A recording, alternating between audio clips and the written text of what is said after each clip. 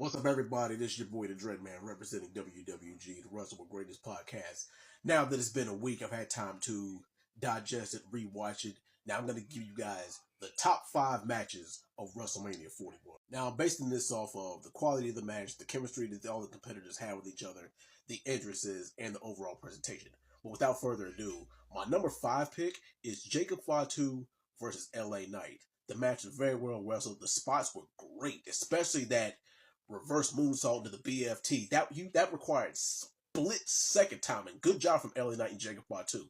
And Jacob Fatu proved that he's going to be an animal and a certified player in the main event in the next year or two. Wouldn't be surprised if we see him in the main event of night 1 next year. And yes, the right person did win. Number 4, the Sin City Street fight between Damian Priest and Drew McIntyre.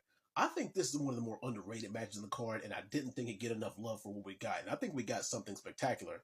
Now, whether this is the end of this feud is, up in the air, I wouldn't mind seeing them go a couple more times, but I don't think that they can top this, especially based off of what they gave us. And the right person did win this match, and for a street fight type of match, I mean, it more than delivered. And the ending, that was nasty. That Claymore with his head sandwiched between the chair and the edge, that was beautiful, and it was gruesome, man.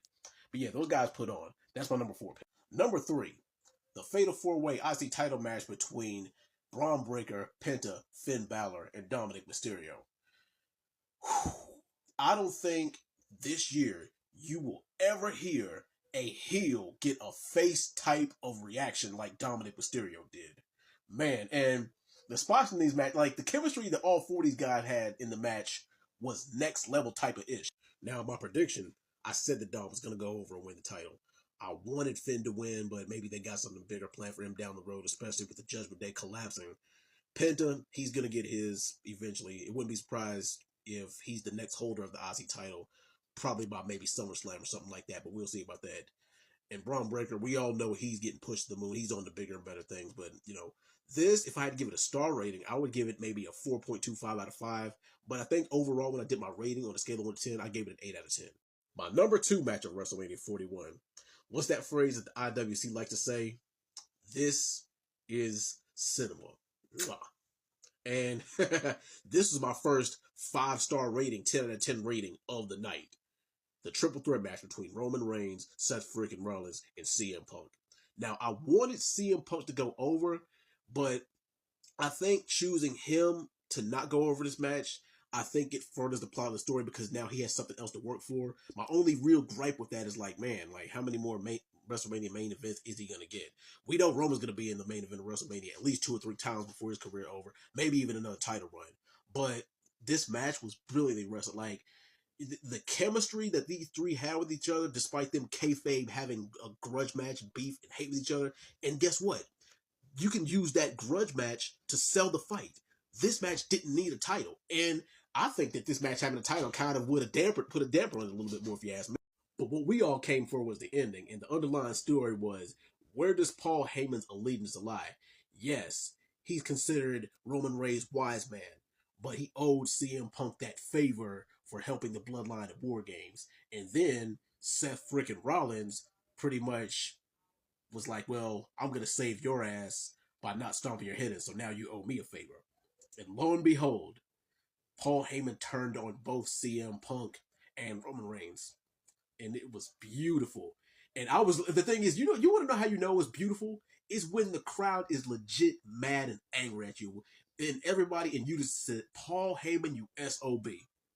He made you dislike Paul Heyman for that sneaky slime ball that he is. And I love it. I mean, it's beautiful. And we see what we're going to get from here on out with Paul Heyman, with Seth Rollins being the new Paul Heyman guy and aligned with Braun Breaker. Spoilers for Monday Night Raw.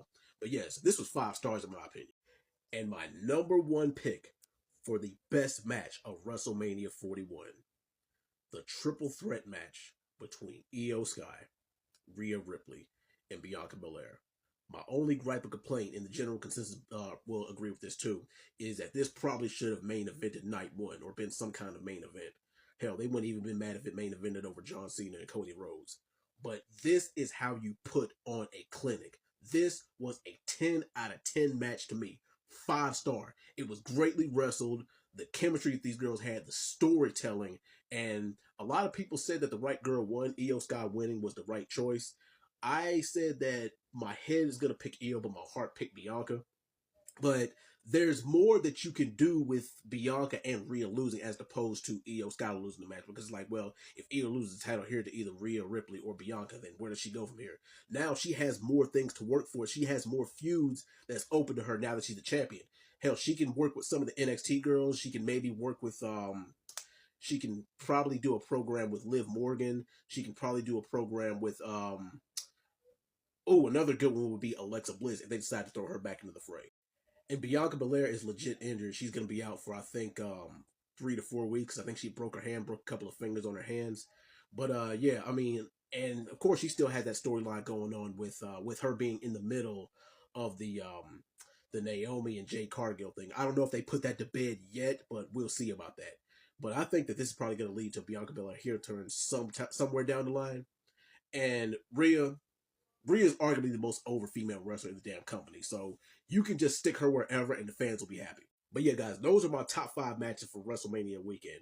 Oh yeah, and my bonus one, just a quick little honorable mention, is the triple threat main event for Stand and Deliver between Oba Femi, Trick Williams, and Javon Evans. Like all the triple threat matches were bangers for WrestleMania weekend. Like, and you can't really ask for much more then. Now, I expected Javon Evans to win that match because I know that he's gonna get that title eventually. And we see Trick Williams slowly start to turn heel a little bit more. But at this point, the only people who could beat Ola Femi are actual superheroes. But I mean, Javon Evans, he's gonna get his. And I think the only way that they take the title off of Oba Femi is if he goes to the main roster. I think that's when it's gonna happen. But anyway, you guys let me know how you feel. What were your top 5 matches for WrestleMania 41 this weekend? Peace out.